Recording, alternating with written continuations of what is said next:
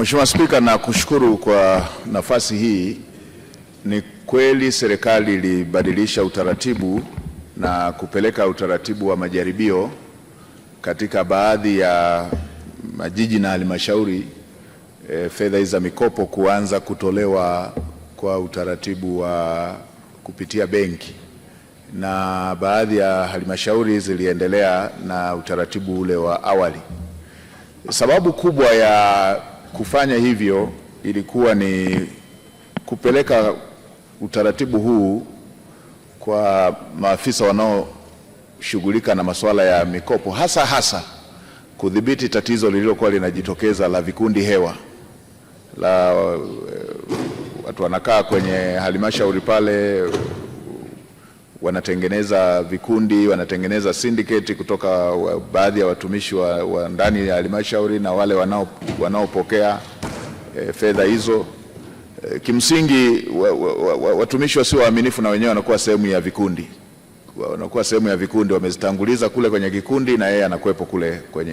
Kwa baada ya zoezi lote lile, lengo la serikali linakuwa halijatimia, lile la kuwasaidia wahusika hasa wanaofanya shughuli hizo za uzalishaji, na lengo la pili la kwamba kutakuwepo na marejesho ili na wengine waweze kupata, na lenyewe linakuwa halitimii. Kwa hiyo ndio ilikuwa sababu ya msingi. Sasa baada ya kupeleka kwa majaribio kwenye maeneo haya ya mabenki, nimesikia Mheshimiwa Mbunge ulichokisema, na nilipata fursa ya kukaa na wafanyabiashara hizi ndogo ndogo, wa machinga, nilikaa na bodaboda, nilikaa na bajaji, nilikaa na mamalishe. Moja ya mambo walioelezea yalikuwa yanafanana na hayo ambayo Mheshimiwa Mbunge umeyasema, na maelekezo niliyoyatoa ambayo ndio dira iliyotolewa na Mheshimiwa Rais ni kwenda kwenye uhalisia. Machinga hawezi kuwa na hati ya nyumba. Ukimwambia alete hati ya nyumba ndio apate mkopo, ni dhahiri hata kuwa na hiyo hati ya nyumba. Na maeneo mengine walielezea kwamba wanatakiwa watoe dhamana, barua ya udhamini wa watumishi walioko serikalini. Na yenyewe machinga, mabodaboda, ukimwambia anze kuhangaika kutafuta mtumishi aliyeko serikalini ya mdhamini, na lenyewe ni tatizo lingine. Kwa maelekezo nilitoa, waondoe hayo masharti yanayokwamisha walengwa hawa kuweza kupata manufaa ya fedha hizo ambazo Mheshimiwa Rais amekusudia ziweze kuwafikia. Tulikubaliana na mabenki walikuwepo pale kwamba hayo masharti ya hati ya nyumba, hayo masharti ya barua ya udhamini kwa wale ambao wanatambulika hayatakuwepo. Labda Mheshimiwa Spika, nitumie tu bunge lako tukufu kuweka wazi eneo moja. Kwa yule ambaye hana kitambulisho cha taifa ndiye anayetakiwa utambuzi.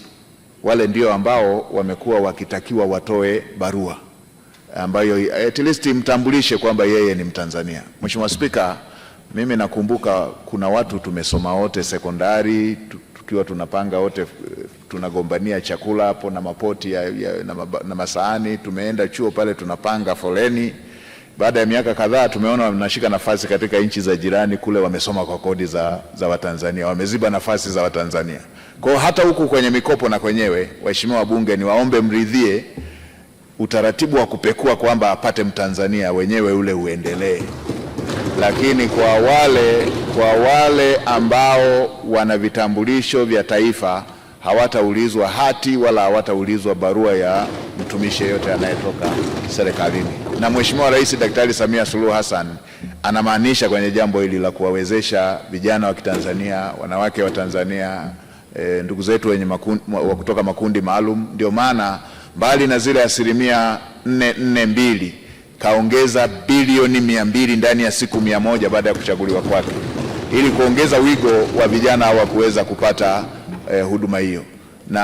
Na tayari ameshatoa maelekezo pia katika bajeti hii inayoandaliwa, itafuta utaratibu wa kuiongeza 5% nyingine ya kujenga miundombinu ya kufanyia watakakofanyia biashara hizo, kujenga miundombinu ikiwemo masoko nadhifu yenye hadhi ya utu, kina mama na vijana waweze kufanyia biashara katika maeneo ambayo ni nadhifu. Kwa hiyo hili na lenyewe serikali tunaendelea kujiandaa nalo, na 5% hii itatumika hata katika baadhi ya maeneo ambako aidha wa machinga ama wengine wenye kina mamalisha ama wengine ambao wanakosa maeneo ya kufanyia biashara, yatatumika hata kutoa fidia ili machinga wafanyie biashara katika eneo ambalo watapata wateja, mamalisha wafanyie biashara katika eneo ambalo watapata wateja.